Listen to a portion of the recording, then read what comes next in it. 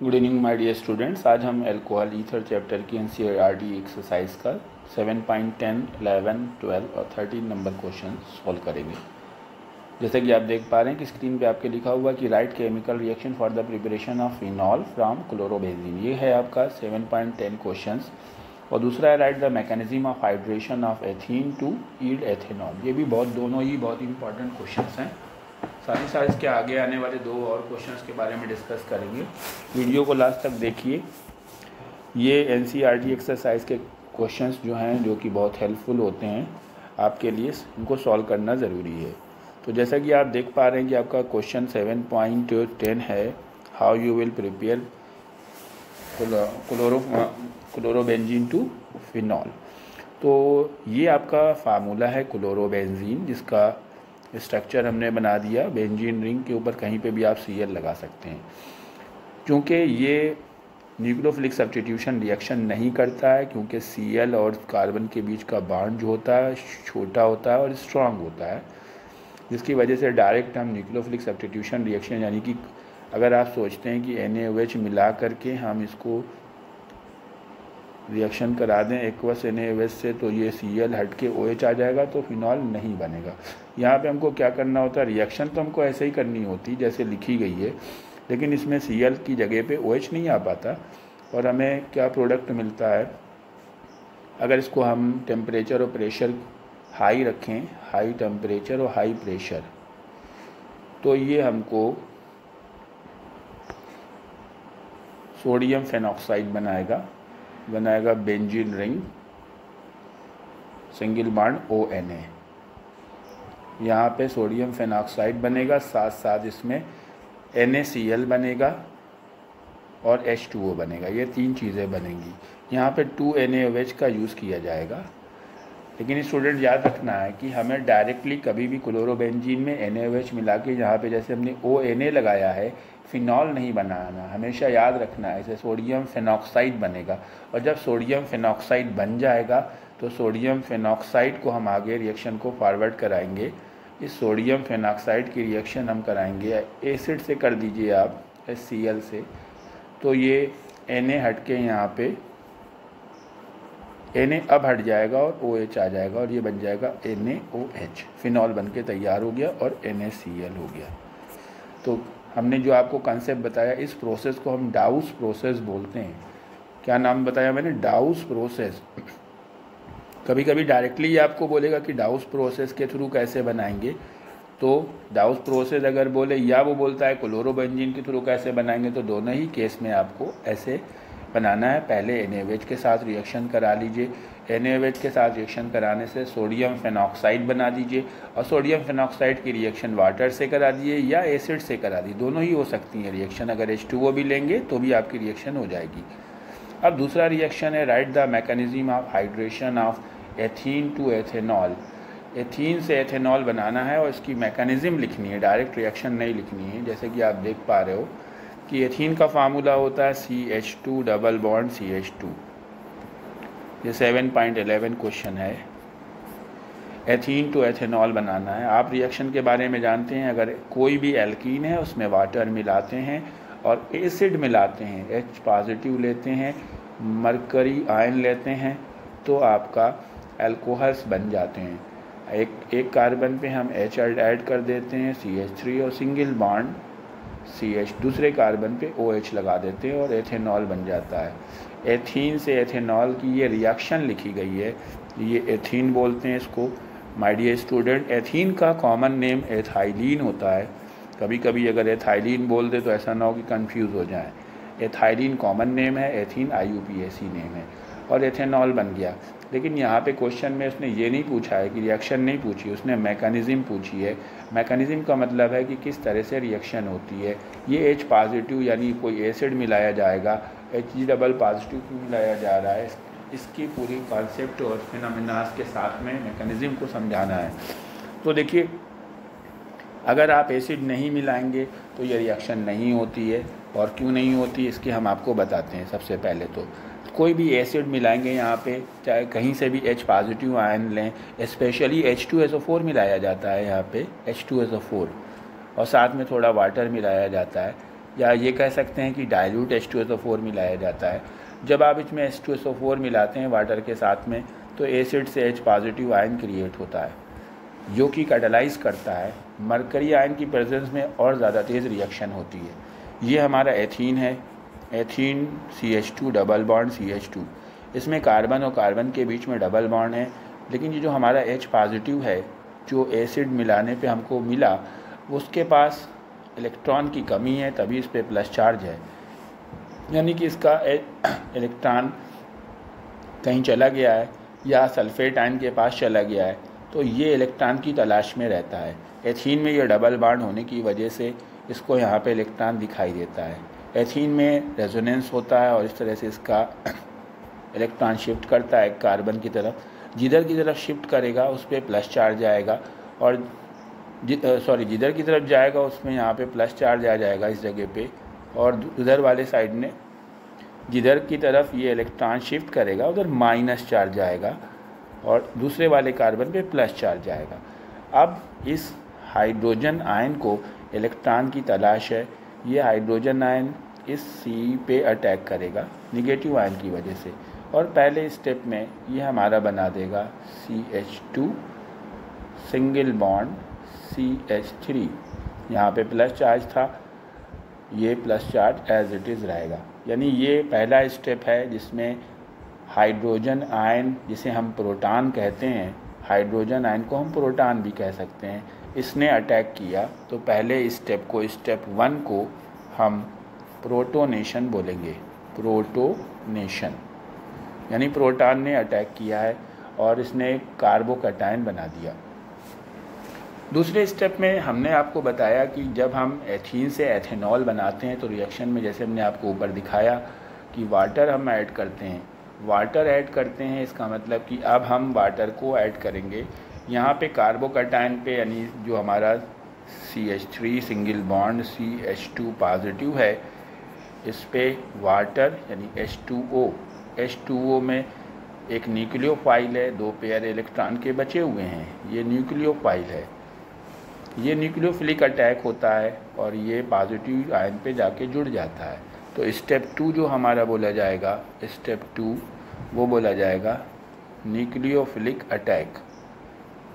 Nucleophilic attack. और यहाँ पे स्टूडेंट्स क्या बनेगा, CH3 सिंगल बॉन्ड CH2 और जो वाटर का O है वो यहाँ से जुड़ेगा और H और H, और यहाँ पे O पे पॉजिटिव चार्ज आ जाएगा। ये दूसरा स्टेप है। लेकिन स्टूडेंट्स जैसा आप जान रहे हो कि हमने शुरुआत में क्या चीज़ लिया था, H पॉजिटिव लिया था। H पॉजिटिव इसलिए लिया था कि जिससे कि कार्बोकैटायन बन जाए और कार्बोकैटायन जल्दी से रिएक्शन कर जाए। इस वजह से H पॉजिटिव हमारी रिएक्शन में इन्वॉल्व नहीं है, एज ए कैटलिस्ट है। तो अब हमको नेक्स्ट लास्ट स्टेप में उस H पॉजिटिव को इस स्पेसीज से, जो लास्ट फाइनल स्पेसीज अभी आपके सेकेंड स्टेप में बनी है, उसको हटाना पड़ेगा।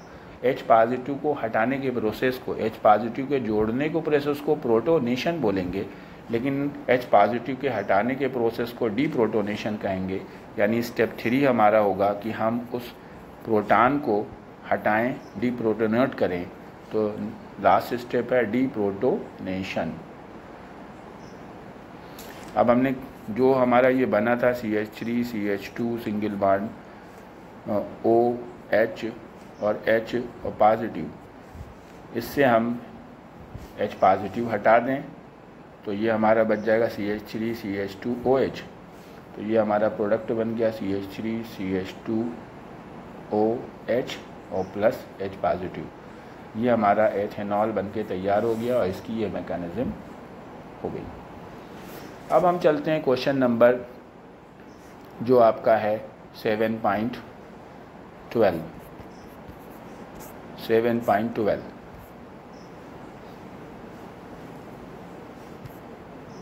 स्क्रीन पे जैसा आप देख पा रहे हैं 7.12 के बारे में, you are given benzene concentrated H2SO4 and NaOH, write the equation for the preparation of phenol by using these reagents। इन रीजेंट्स का यूज़ करके हमको क्या बनाना है, फिनॉल बनाना है। हमारे पास क्या क्या चीज़ें दी गई हैं, हमको 3 चीज़ें दी गई हैं। एक तो बेंजीन दिया गया है, दूसरा H2SO4 दिया गया है और तीसरा NaOH दिया गया है। देखिए सबसे पहले हम अगर बेंजीन को H2SO4 के साथ रिएक्शन कराएंगे तो सल्फोनेशन होगा, सल्फ्यूरिक एसिड के साथ रिएक्शन हो रही है और हमारा जो प्रोडक्ट बनेगा उसका नाम होगा ring SO3H, benzene sulphonic acid, साथ में H2O निकल जाएगा। यहाँ पे हम हीट कर सकते हैं, फ्यूमिंग वर्ड का यूज़ कर सकते हैं। दो चीज़ें हमने ऐड कर ली इसमें। अब हमारे पास तीसरी NaOH मिली, बचा हुआ है अभी। अगर हम जो प्रोडक्ट बना ये रिंग SO3H में NaOH मिलाएंगे तो ये हमारा बन जाएगा रिंग ONA, ये मेन प्रोडक्ट होगा। एसिड इसमें मिला ही हुआ है ऑलरेडी, H2SO4 आपने मिलाया, एसिड की क्वांटिटी है ही है इसमें। और साथ साथ यहाँ पे आप क्या देख रहे हैं, ये वाटर बना है। NaOH मिलाने के बाद सोडियम फेनॉक्साइड बन गया और ये वाटर यहाँ पे है और साथ में एसिड सॉल्यूशन में पड़ा हुआ है। तो ये सोडियम फेनॉक्साइड और वाटर जो उस रिएक्शन में बना H2O और जो साथ में थोड़ा सा एसिड पड़ा हुआ है वो रिएक्शन करने पे ये फिनॉल कन्वर्ट कर देगा। यानी पहले हम बनाएंगे, सबसे पहले हमने क्या बनाया, बेंजीन सल्फोनिक एसिड बनाया जैसा कि आप देख रहे हो ये पहली रिएक्शन में, और वाटर बनाया। उसके बाद आपने बेंजीन सल्फोनिक एसिड की रिएक्शन NaOH के साथ किया तो सोडियम फेनॉक्साइड बनाया और सोडियम फेनॉक्साइड की रिएक्शन वाटर के साथ कराई गई तो आपका यहाँ पे फिनॉल बना। ये भी बहुत इम्पोर्टेंट क्वेश्चन है। यहाँ पे याद रखना है कि ये 7.2 जो H2SO4 है, H2SO4 के जगह पे एक वर्ड और यूज़ कर सकते हैं वो, जिसे बोलते हैं ओलियम। अगर ओलियम भी बोलता है क्वेश्चन में, ओलियम, तो H2SO4 की जगह ओलियम भी ले सकते हैं। इसका फार्मूला H2S2O7 होता है। और इसका दूसरा नाम क्या होता है हमें कमेंट सेक्शन में ज़रूर बताइए। ओलियम का दूसरा नाम क्या बोला जाता है, मैंने वीडियो में आपको एक्सप्लेन भी किया इसके बारे में। 7.13 क्वेश्चन जो आपका आप स्क्रीन पे देख पा रहे हैं, 7.13 क्वेश्चन भी बहुत इम्पॉर्टेंट क्वेश्चन है। तो स्टूडेंट्स 7.13 में देखिए कहा गया show how you will synthesise, कैसे आप बनाएंगे। फर्स्ट पार्ट है phenyl ethanol, 1 phenyl ethanol from suitable alkene, यानी हमको 1 फिनाइल एथेनॉल बनाना है। फिनाइल एथेनॉल ये हमने बनाया, एथेनॉल होता है CH,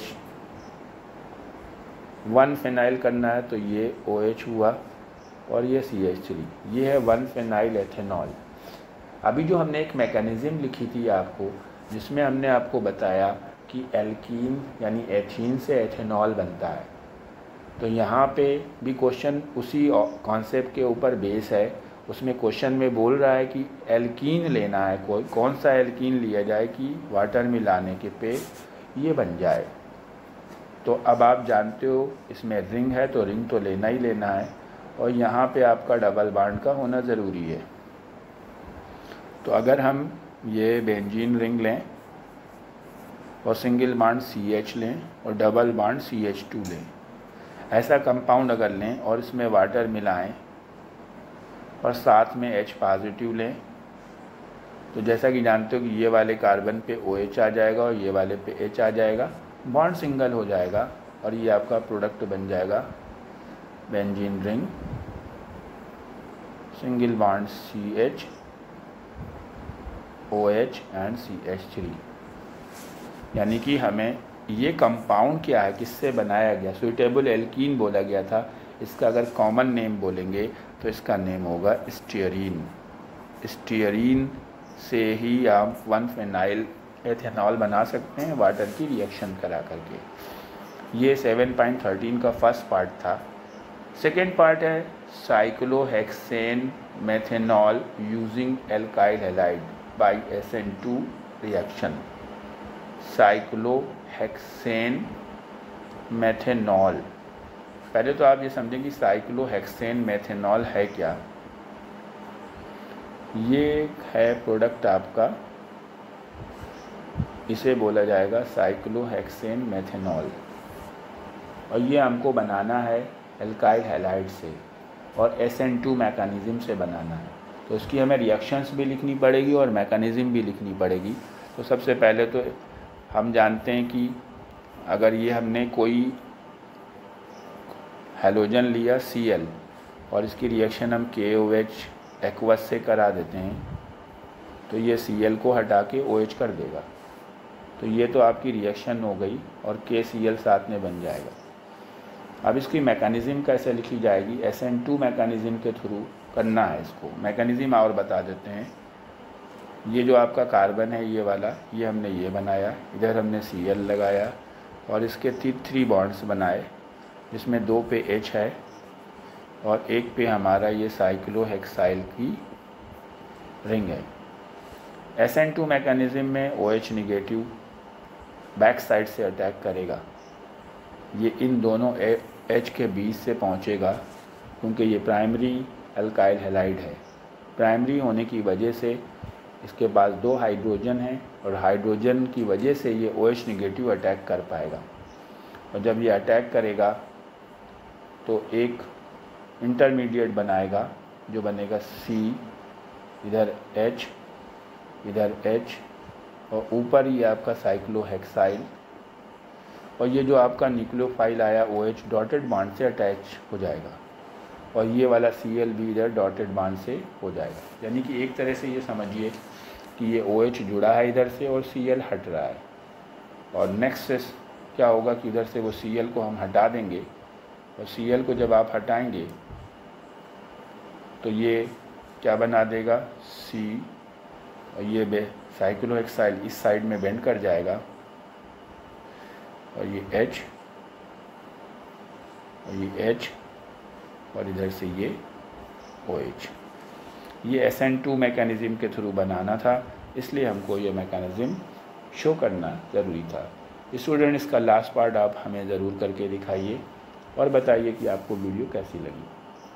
आगे आने वाले क्वेश्चन कल फिर मैं जो 7.14 के आगे हैं, बच्चों ने 7.31 क्वेश्चन के लिए रिक्वेस्ट करी है, जल्दी हम उस क्वेश्चन को एक्सप्लेन करेंगे।